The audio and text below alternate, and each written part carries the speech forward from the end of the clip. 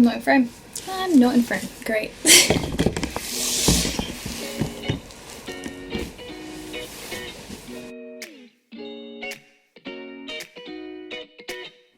Hello, welcome to my Reading Rush 2020 wrap up. Wahey! This has been an eventful week.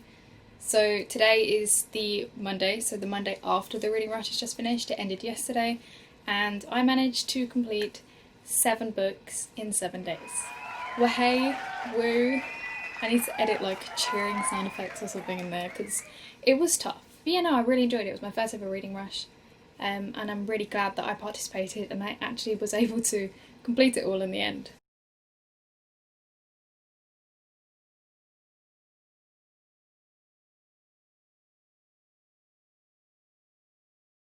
So, starting off, the first book that I completed was Mooncakes by Wendy Zhu. Zhu? I don't know how to pronounce your name, I'm very sorry. And Suzanne Walker. This is a really gorgeous graphic novel. I read it for the prompt that was read a book entirely outside of your house. I read it in my garden on pretty much the only sunny day that we had during that week. So it was a good thing that I did this because it's been raining ever since. But no, I really enjoyed this. It was really cute, really sweet. I need to find out if they're actually going to do any more of these because I really enjoyed the characters, and the way it ended, it kind of hinted that there could be more to it, and I'd love to see more of these characters. But I highly, highly recommend this. The next book I read was Lady Midnight by Cassandra Clare. So I hope to upload more YouTube videos, and one thing you will learn about me is I am a huge fan of Cassandra Clare. I have way too many of her books, like far too many. I have 7 different copies of City of Bones. It's a bit excessive, just a little bit. But yeah, no, I read Lady Midnight and it was really, really fantastic. I've never read the Dark Artificer series before, so I started off the trilogy with this. Of course I started off the trilogy with this. This is the first book of the trilogy. You can tell I'm a bit nervous. But yeah, so this was the prompt that is read a book that is the colour of your birthstone, which mine is sapphire, as I'm born in September. So I chose this, and it's such a glorious cover. I did start this prior to the Reading Rush. I almost forgot the name of it. Start this prior to the Reading Rush, but I'd only read like a good 100 pages or something. But I managed to finish all of this during the Reading Rush, and it was very good, and I can't wait to start the rest of this series.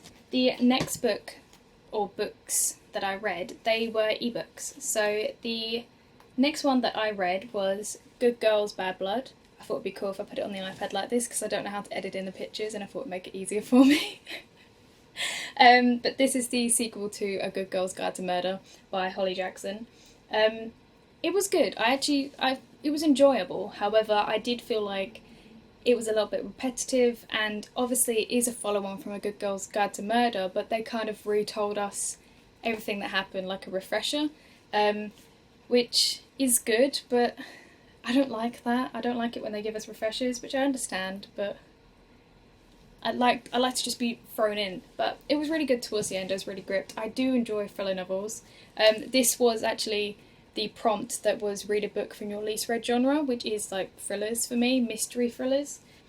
The next book I read, which I read on the same day, is Before the Coffee Gets Cold by Toshikazu Kawaguchi. I'm so sorry. You're not watching this, but I'm so sorry. This is a Japanese story that's been translated to English, basically. I chose this for the prompt that is read a book on a separate continent to where you live. It's set in Japan. It's based on a little coffee shop that essentially can travel back in time. However, you travel back in time and it doesn't change the present. So you can go back and you can see whoever's been in that cafe and talk to whoever you want to in that cafe. You can't leave your seat, but you have to get back before the coffee gets cold. And it was beautiful. It was such a lovely book. It was quite sad and quite dark in some like parts of it, but I highly, highly recommend it. It was just really lovely. At the end, I felt like I don't even know how I felt. It was just like such a lovely, lovely book. I really do recommend it. And it's only a couple 100 pages, so it's not too long. It's quite a nice read, but it does get quite sad, so just to warn you there. I didn't cry though. Normally I cry. Right, the next book that I read was Jana by Charlotte Bronte. This was also very, very good. So during lockdown and quarantine, it's shiny. During lockdown and quarantine, I got a lot more into classics, especially Emma by Jane Austen. That became one of my all-time favourite books, and I've watched the new movie about 7 times. I'm quite obsessed with it. But Jane Eyre was one that I kept wanting to read about, and I'm really glad that I read it for the reading rush because it was really, really good. There were some parts that I kind of thought, why is this in the book? It doesn't make too much sense, but towards the end I could kind of see how that made sense. But I really love Charlotte Bronte's writing style, and what I really, really loved was how Jane Eyre talked to us. So it was like, reader, I can tell you this now because I'm writing this at a later date. Like, it was really, really interesting, and it made it feel more like connected, if that makes sense. So like reader to author, I guess. But I really, really enjoyed this. I highly recommend picking up Jane Eyre as a classic. It's very good. The next book I read, which, apart from Lady Midnight, I think this could be my favourite read, is Priory of the Orange Tree, or The Priory of the Orange Tree. Oh, I forgot to mention, I read Jane Eyre as the first book that you touch, because I got a big box of books and I like laid out 4 classics I wanted to read, and then I touched this one, and I'm glad I did. But anyway, Priory of the Orange Tree. This is possibly my favourite read from the reading rush. I absolutely loved this.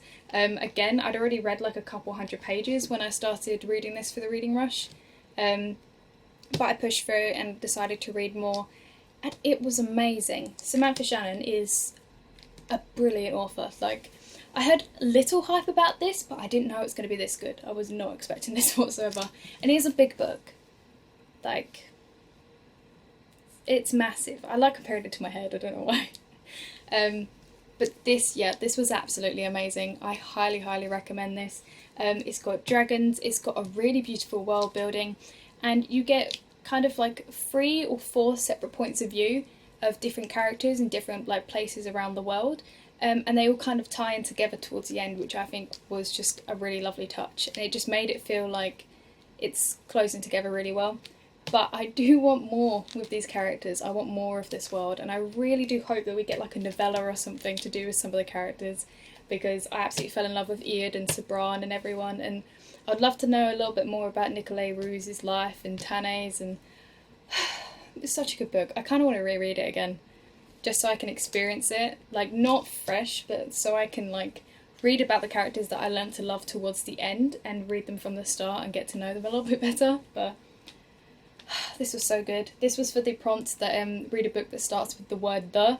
So, The Priory of the Orange Tree, even though I keep calling it Priory of the Orange Tree. I don't know why I forget the.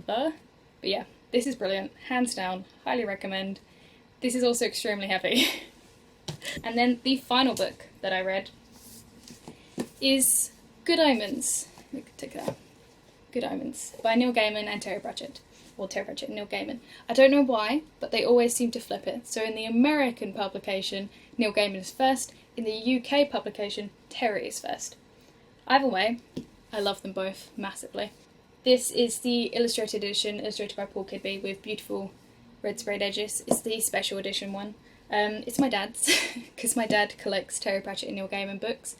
And I did film like a reading vlog kind of thing that I hopefully will upload, because there's a lot of clips of that and it'll be a waste if I don't.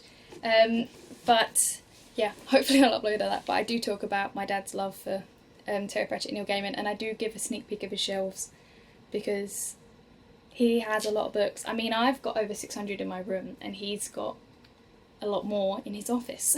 So yeah, and most of them are Terry Pratchett and Neil Gaiman, if not nearly all. So yeah, but Good Omens. I read this for the read a book that inspired a movie that you've watched, but I twisted it and did TV show because I don't really watch movies. My dad and I actually were really lucky to win tickets to go to the Good Omens premiere and got to see it, and it was fantastic. But I really loved the show, however I've never read the book, and I've been promising my dad for ages that I will read the book, and I finally did, and I really enjoyed it. It was really good. One thing I can say though is that the show was not too far off from the book, so they actually kept it really close to it. There was only like a couple bits in there that I thought, oh, that's not in the show, I haven't seen that bit before, which was nice. So that means that they really kept Terry and Neil's vision for this, which I really appreciate. I really like that. Right, so minus the 2 books are ebooks. That's my my wrap up. These are all the books that I read. Or as they do it in the YouTuber icons, they normally do like my wrap up, and it's like, oh no. They always show this side of the books. Is this to add suspense? Oh, you can still see the words Good Omens. Guess what, guys? I read Good Omens. Finally. Thank you for watching, whoever's watching this, if anyone's watching this. I don't think there will be anyone watching this. Might be my dad. Hello. But yeah, thank you for watching. I hope I will upload more of this. I'm really passionate about books. I watch loads of people talk about books, so why don't I talk about books? But yeah, hopefully I'll post more content. Thank you so much for watching, and stay safe. And goodbye. I gotta try and edit this now. Whee! I can't speak. I'm like anxious. Okay.